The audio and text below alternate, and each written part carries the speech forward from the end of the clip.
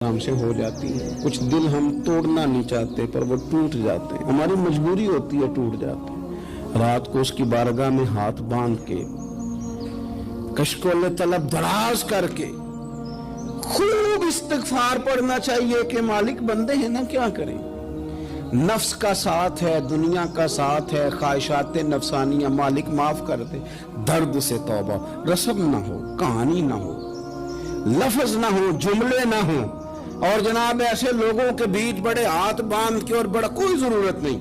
آپ اکیلے اپنی چارپائی پہ بستر کے اندر منہ دے کے بھی درد سے کہیں گے نا معاف کر دے تو وہ تو مہربانی بڑا ہے. بندہ کوئی ناراض ہو جائے تو ہمیں کو نہیں نیند آتی, اس کے گھر چلے جاتے ہیں. ہم اپنے سارے رشتوں کو, تعلقات کو مینٹین کر کے رکھنے کے عادی ہیں. ہمیں پتہ ہے کہ وہاں میں نہیں جا سکا تو بیٹا بھیجتا ہوں, فلاں شادی پہ میں نہیں جا سکا تو بھتیجا بھیجتا ہوں, بھائی بھیجتا ہوں. ہر تعلق کا ہم نے خیال رکھا کوئی روٹھ نہ جائے. لیکن کمال ہے نا, یہ نہیں سوچا کہ اگر رب روٹ گیا تو جب وہ روٹ جائے نا تو سارے رشتے بھی بندے کے پاس موجود ہوں تو کوئی کرامت نہیں ہوتا. پھر کروڑوں روپیہ جیب میں ہوں تو ڈاکٹروں کی دوائیاں اثر نہیں کرتی. وہ روٹ جائے تو پھر انسان اس طرح سے پھسلتا ہے کہ بڑے بڑے اس کے پاس دروازے ہوتے ہیں پر کسی جگہ اس کا ہاتھ نہیں لگتا.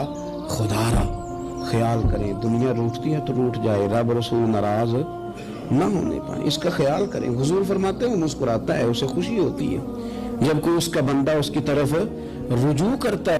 آپ دیکھیں نا, سارے ڈاکٹروں نے کہہ دیا کہ اس کے تو گردے, معدہ, جگر ہر چیز ختم ہے, گھر لے جاؤ خدمت کرو.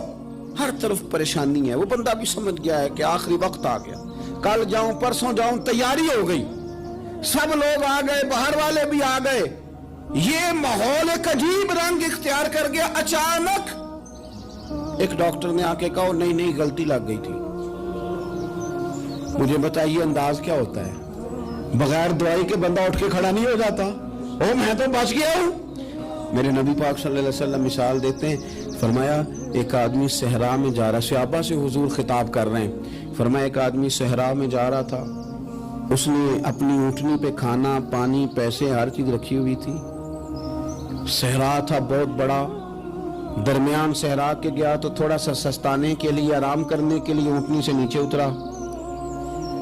اب اس نے اونٹنی کی لگام, اونٹنی کی نکیل اپنے سرہانے کے نیچے رکھی, ہاتھ کے ساتھ پکڑی اور سو گیا. تھوڑی ہی دیر کے بعد جب اس کی آنکھ کھلی تو دیکھا اونٹنی غائب ہے. صحرا میں وہ پیدل نہ آگے جا سکتا ہے, نہ پیچھے جا سکتا ہے, نہ دائیں نہ بائیں. کھانے کو روٹی نہیں, پینے کو پانی کا قطرہ نہیں. تھوڑا ادھر بھاگا ادھر بھاگا, تھک گیا. کریم محبوب فرماتے ہیں وہ پوری طرح نڈھال ہو گیا اور مایوس ہو گیا. معاذ اللہ, مایوس ہو کے دوبارہ اسی جگہ آ کے لیٹ گیا جہاں پہلے لیٹا تھا. انتظار کرنے لگا کہ اب موت ہی آئے گی, آخری وقت ہے. اب نہ میں پیدل یہ صحرا کراس کر سکتا ہوں, نہ پیچھے جا سکتا ہوں, نہ کھانا ہے نہ پانی ہے, سوائے موت کے کوئی سہارا نہیں. حضور فرماتے ہیں وہ رستے میں دوبارہ لیٹ گیا. اچانک اس نے رخ بدلا تو اونٹنی سامنے کھڑی تھی. اگر غریب نہیں بننا تو یہ 5. حضور نے صحابہ سے پوچھا بتاؤ نا اسے بھلا کتنی کو خوشی ہوگی؟ یا رسول اللہ جی سے نئی زندگی مل گئی ہے. نبی پاک صلی اللہ علیہ وسلم فرمانے لگے اس کی اونٹنی مل گئی, بتاؤ بھلا اسے کتنی خوشی ہوگی؟ یا رسول اللہ وہ تو دوبارہ دنیا میں آ گیا. حضور فرمانے لگے اسے کچھ بھی خوشی نہیں ہوئی. جب کوئی رب کا گناہگار بندہ آ کے توبہ کرتا ہے, رب کو اس سے کئی گنا زیادہ خوشی ہوتی ہے. میرا بندہ آ گیا ہے, میرا بندہ آ گیا ہے, میرے گھر آ گیا. اس نے آنسو بہائے ہیں. اس نے کہا اللہ میں تیرا ہی ہوں, تیرا ہی رزق کھاتا ہوں, تیری ہی زمین پہ رہتا ہوں, تیرے نام سے میری سانسیں چلتی ہیں. وہ آ گیا. فرمایا اس اونٹنی والے سے زیادہ رب کو خوشی ہوتی ہے جب گناہگار آ کے توبہ کرتا. گناہگاروں کے آنسو اس کی بارگاہ میں بڑے مقبول ہیں, لیکن ہم رسم ادا کرتے ہیں, توبہ نہیں کرتے. ہم اپنے آپ کے ساتھ دھوکہ کرتے ہیں, جھوٹ بولتے ہیں. ہم نہ گناہگاروں پر بھی فتویٰ دینے میں جلدی کرتے ہیں اور نیکی پر بشارت دینے میں بھی جلدی کرتے ہیں, حالانکہ یہ ہماری ذمہ داری نہیں. پتہ نہیں اللہ تعالیٰ کس کو کب توفیق توبہ دے کے اپنے قریب کر لے, لیکن بڑی جلدی ہے, بڑی جلدی فتویٰ دینے میں. اور یہ فتویٰ صرف مفتیوں کا نہیں رہ گیا, یہ میری طرح کے, آپ کی طرح کے ڈھیروں میں ہوگا جنہوں نے جیب میں فتوے ڈالے ہوئے. بھئی آپ نے کیوں ذمہ داری لے لی ہے جنت میں داخل کرنے کی اور نکالنے کی؟ یہ تو میرے رب کریم کا کرم ہے، وہ جس کو چاہے جب چاہے جتنا چاہے عطا کرے۔ لیکن کچھ لوگ نا بڑے پکے ہو گئے ہیں کہ شاید جو میں سوچ رہا ہوں وہی درست ہے۔ کبھی کبھی کچھ چیزیں عجیب بھی ہوتی ہیں، لہذا خدا کی رحمت پر بھروسہ کر کے بات کرنی چاہیے، اپنی مرضی کے فتوے نہیں داغنے چاہیے۔ وہ دیکھو جی فلانا بندہ یوں کر رہا ہے، آپ کو پتہ ہی نہیں پوری بات کا، آپ کو علم ہی نہیں پوری بات کا۔ حضرت بہاءاللہ نقشبند بخاری رحمت اللہ علیہ فرماتے ہیں میں حج کرنے گیا تو وہاں میں نے ایک آدمی کو کروڑوں کا کاروبار کرتے دیکھا، تو میرے دل میں خیال ہے یہاں بھی اللہ اللہ کرنی چاہیے تھی، دنیا داری کر رہا ہے۔ لیکن فرماتے ہیں حج سے فارغ ہوئے تو میں نے دیکھا وہی بندہ سارا کچھ رب کی بارگاہ میں خیرات کر رہا ہے، اور سینکڑوں غریب حاجی ہیں جن کو پورے خرچے دے رہا ہے۔ تو میں نے وہی اپنی سوچ سے توبہ کی کہ میں کہاں تھا، بڑی جلدی کھڑے نہ ہو جائیں۔ حضرت حسن بصری رحمت اللہ تعالی علیہ ارشاد فرماتے ہیں کہ میں دریا کے کنارے گیا تو وہاں میں نے ایک شخص کو دیکھا، وہ اپنی ایک خاتون کی گود میں سر رکھ کے بیٹھا اور قریب ایک بوتل بھی پڑی ہے۔ میرے دل میں معاذ اللہ خیال آیا کہ دیکھو کس انداز میں ایک عورت کے ساتھ یہ ہے، اور پاس بوتل بھی پڑی ہے، جانے شراب ہے۔ کہتے میں سوچ ہی رہا تھا کہ اچانک کی کشتی آ رہی تھی دریا میں، وہ ہج کو لے کھائے، کشتی میں 4-5 لوگ تھے، وہ دریا میں ڈوبنے لگے۔ وہ آدمی تیزی سے اٹھا، دریا میں چھلانگ لگائی، پہلے ایک کو نکالا، پھر دوسرا نکالا، پھر تیسرا نکالا، ایک بندہ رہ گیا۔ کہنے لگا حضور مجھے تو آپ نے گناہگار سمجھا ہے، میں تو بڑے غلط انداز میں یہاں بیٹھا ہوں، آپ نے جو سوچا چلیں گے چوتھا بندہ آپ نکالنا ہے، کرے نا یہ کام، کرے نا یہ کام۔ بڑے بھولے بھالے بڑے اللہ والے، ریاض آپ کو بس ہم ہی جانتے ہیں، اتنی جلدی فتویٰ۔ حضرت حسن بصری فرماتے ہیں میں پشیمان ہوا، میں نے کہا مجھے تیرنا نہیں آتا، تو دیر نہ کر، چوتھا ڈوب نہ جائے۔ پھر تو اس نے چھلانگ لگائی، چوتھا بھی نکال لایا، اور کہنے لگا حضرت آپ نے جلدی کی سوچنے میں، یہ بی بی میری ماں ہے اور یہ سرکے کی بوتل ہے۔ ہم ماں بیٹے کا یہ مشغلہ ہے کہ یہ وہ جگہ ہے جہاں آ کے لوگ مسافر اترتے ہیں، اور یہاں سے کسی کا گھر 100 میل ہے، کسی کا 200 میل ہے۔ ہم صبح سرکہ کھجوریں روٹیاں لے کے یہاں آتے ہیں، مسافروں کی نوکری کرتے ہیں، کوئی پریشان ہو تو مدد کرتے ہیں۔ حضرت خواجہ حسن بصری فرماتے ہیں میں نے معافی مانگی، ان سے بھی مانگی، رب سے بھی مانگی۔ انہوں نے مانگ لی نا، بزرگ تھے، پر ہم کو نہیں تیار مانگنے کو۔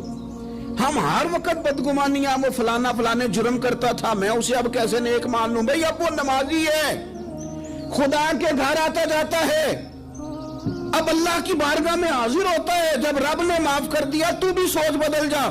سنیں حضور کیا فرماتے ہیں، نبی پاک صاحب العلاق صلی اللہ تعالی علیہ وسلم فرماتے ہیں، مسند امام احمد بن حنبل دیکھیے، فرمایا رب اس وقت بڑا ہی مسکرائے گا جب قاتل بھی جنت میں جائے گا، مقتول بھی جنت میں جائے گا۔ یا رسول اللہ مقتول تو گیا، یہ قاتل کیسے چلا گیا؟ حضور فرماتے ہیں جائے گا، اور جائے گا اور رب مسکرائے گا، جو اس کی شان کے لائق ہے۔ یا رسول اللہ کس طرح؟ تو نبی پاک صلی اللہ علیہ وسلم فرمانے لگے اس نے ایک مومن کو قتل کیا تھا، وہ شہید ہو کے جنت میں چلا گیا، اب اللہ نے بعد میں اسے توبہ کی توفیق دے دی۔ پہلے اس نے کلمہ پڑھا، پھر یہ میدان میں اترا، کافروں سے لڑا، یہ شہید ہوا، رب نے اسے بھی جنت دے دی۔ قاتل بھی جنت میں، مقتول بھی جنت میں، اور بات اتنی انوکھی ہے کہ رب دیکھ کے مسکرا رہا ہے، جو اس کی شان کے لائق ہے۔ ہم جلدی میں ہیں، ہم انتظار نہیں کر رہے کہ شاید توبہ کر جائے، ہم انتظار نہیں کر رہے، لیکن میرے عزیز اتنی جلدی نہ کریں۔ سوچوں کا صاف ہونا، ذہنوں کا پاک ہونا، اور لوگوں کے بارے میں گمان کا اچھا ہونا۔ آپ کسی نفسیات کے ڈاکٹر کے پاس چلے جائیں، اسے کہیں ٹینشن بڑی ہے، میں ان کے مضامین پڑھتا رہتا ہوں، وہ سب سے پہلا سبق آپ کو یہ پڑھائیں گے کہ اچھا سوچا کریں۔ اچھا سوچنے سے بندہ تندرست رہتا ہے۔ کس سے بندہ تندرست رہتا ہے؟ ہاں جی واقعی، یعنی اس والے پڑوسی کے بارے میں بھی اچھا سوچنا ہے، گھر میں اس والے کے بارے میں بھی، چھوٹے بھائی کے بارے میں بھی اچھا سوچنا ہے، اور بڑے کے بارے میں بھی اچھا ہی سوچنا ہے۔ یعنی اپنی برادری قبیلے کے بارے میں بھی اچھا سوچیں، جو قبیلے کا نہیں اس کے بارے میں بھی چلیں تھوڑا سا اچھا سوچ لیں۔ اپنے بارے میں تو اچھا سوچا ہے، بڑا میں کہتا ہوں کہ ہم اپنی غلطیوں سمیت اپنے آپ سے بڑا پیار کرتے ہیں، اور دوسرے کی ایک غلطی نظر آ جائے تو ہمیں گھیننا آنے لگ جاتی ہے۔ آپ جلدی نہ کریں، مالک نے موقع دیا ہے بندوں کو، نہ وہ کسی کا رزق چھین رہا ہے، نہ سانسیں چھین رہا ہے، وہ اپنی زمین پہ چلنے بھی دے رہا ہے، رہنے بھی دے رہا ہے، تو جب اس نے موقع دیا ہے آپ بھی تھوڑا موقع دیں۔ اللہ بڑا کریم ہے، دروازے کھولے گا، اس کے بندے اس کی بارگاہ تک پہنچیں گے۔ بدگمانیاں اور پھر بدگمانیوں کا عروج، اور اس لیول تک جا کے بات کر دینا ہے کہ جہاں سے خوف آئے کہ یار یہ بات نہیں کرنی چاہیے۔ کچھ لوگوں نے نا پکا ذہن بنا لیا یہ کہنے کا کہ ہاتھ بڑا تنگ ہے، پکا۔ آپ جس وقت پوچھ لیں ان کا ہاتھ اور بڑا ہی زیادہ تنگ ہے۔ آپ یقین کریں، بہن کا جو خامند ہے وہ کہہ رہا ہے جا حصہ لے کے آ، تیرے بھائیوں کی کمائی تو نہیں، تیرے ابا کی ہے، لے کے آ۔ وہ بیچاری اس کی منتیں کر رہی ہے، کہتی ہے اگر جاؤں گی نا تو وہ کہیں گے حصہ لے جا، آج کے بعد ہمارے گھر نہ، میرا دروازہ نہ بند کرو، مہربانی کرو۔ اور بھائی سے بات کرتی ہے تو کہتا ہے ہاتھ ہی بڑا تنگ ہے، جب ٹھیک ہوگا تو دے دوں گا۔ نہ کریں یہ ظلم۔ ہمارے اپنے تڑپتے رہتے ہیں اور ہماری دولتیں اندر پڑی رہتی ہیں، ہمارے اپنی چھوٹی چھوٹی ضروریات کے لیے پریشان ہوتے ہیں، لیکن ہم بڑے بڑے بہانے ہیں ہمارے پاس، کہتے ہیں یہ نکما ہے، یہ نکھٹو ہے، یہ کام نہیں کرتا، اس میں فلانا ہے، بے فلانا ہے، بلے میں نے نہیں ساتھ چلنا۔ اظہار جب آپ کے اندر پیدا ہوتا ہے نا، اظہار جب کسی کے لیے آپ حساس ہوتے ہیں تو آپ کو بھی سرور حاصل ہوتا ہے۔ نہ کریں یہ کام کہ آپ کو اللہ نے وسعت دی ہے اور ہر وقت آپ ہاتھ تانگ ہونے کا رونا رو رہے ہیں، ہر وقت آپ یہ کہہ رہے ہیں میں بڑی آزمائش میں ہوں، جب خدا نے آپ پہ نہیں ڈالی تو اتنے جھوٹ بولنا صرف اس لیے کہ میرے پیسے بچ جائیں، صرف اس لیے کہانی سنانا کہ حالات میرے بڑے خراب ہیں کہ کوئی بندہ میرے سے کوئی تھوڑا بہت قرض نہ مانگ لے۔ سنو، نبی پاک صلی اللہ علیہ وسلم کے پاس مہمان آ گیا، بخاری مسلم ہے، حضور نے ازواج مطہرات کے گھروں میں پیغام بھیجا، کچھ چیز ہے ضیافت کے لیے؟ یا رسول اللہ کچھ بھی نہیں، یہ دو جہاں کے شاہ ہیں اور پاس کچھ رکھتے نہیں، دو جہاں کی نعمتیں ہیں ان کے خالی ہاتھ میں، یا رسول اللہ کوئی چیز بھی نہیں۔ حضور نے صحابہ کے مجمع پہ نظر ڈالی، یا رسول اللہ صلی اللہ علیہ وسلم حکم ہو، تو حضور فرمانے لگے تم میں سے کوئی بندہ ہے جو اسے گھر لے جائے روٹی کھلائے؟ ایک صحابی اٹھے فوراً، حضور میں لے کے جاتا ہوں کھانا کھلاتا ہوں۔ فرماتے ہیں میرے گھر میں صرف بچوں کا کھانا تھا، یہ نہیں کہ فریزر بھرا ہوا ہے نعمتوں سے، صرف بچوں کا کھانا، یہ نہیں کہ کسی کو دیکھ کے اپنی ہنڈیا پہ برتن دے لیا، صرف بچوں کا کھانا۔ کہتے ہیں گھر گیا، بیوی سے کہا کیا کیفیت ہے؟ کہنے لگی بچوں کی روٹی ہے۔ میں نے کہا بچے سلا دے، صبح ناشتہ کر لیں گے۔ تو کہنے لگی آپ کیا کھائیں گے؟ تو میں نے کہا نہ میں کھاؤں گا نہ تم کھائے گی، مہمان جو نبی پاک کا ہے۔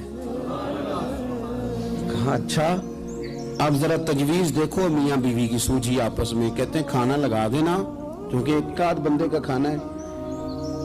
اپنی غربتوں کا ہر جگہ اظہار کرنا، رونا رونا، یہ دیکھو غربت کیسے چھپائی جا رہی۔ اس کو کہا نہیں کہ چل تو تھوڑا رحم کھا، تو آیا ہے تو تھوڑا رحم کھا، یہ نہیں کہا اٹھ کے نا تو کھانا رکھنا اور اٹھ کے نا چراغ ٹھیک کرنے کے بہانے بجھا دینا۔ ہم دنیا والوں کے سامنے کیوں اپنے دکھ بیان کریں؟ ہم جو کہیں گے رب رسول کی بارگاہ میں کہیں گے۔ تو نا چراغ ٹھیک کرنے کے بہانے، اہلیہ اٹھی کھانا دینے کے بعد چراغ ٹھیک کرنے کے بہانے بجھا دیا، خامد بھی ہاتھ چلاتے رہے، بیوی کبھی برتن رکھتی کبھی اٹھاتی، پتہ چلے کہ کھانا کھا رہے ہیں، کھانا کھایا جا رہا ہے۔ کہتے ہیں مہمان پیٹ بھر کے کھانا کھا گیا۔ یہ کام ہوا رات کے اندھیرے میں، اس وقت ہوا جب چراغ بھی بند تھا، اس وقت ہوا جب کوئی دیکھنے والا نہیں تھا، کسی پڑوسی کو بھی خبر نہیں تھی۔ فرماتے ہیں صبح کے اجالے میں اس مہمان کو لے کے مسجد نبوی میں نے قدم رکھا تو نبی کریم نے فرمایا رات جو تم نے کام کیا ہے نا اسے دیکھ کے میرا رب بڑا مسکرایا ہے، اللہ بڑا مسکرایا ہے۔ اللہ تر دامنی پہ شیخ ہماری نہ جائیے، ہم دامن نہ چھوڑ دیں تو فرشتے وضو کریں۔ یہ شان ہے صحابہ کی۔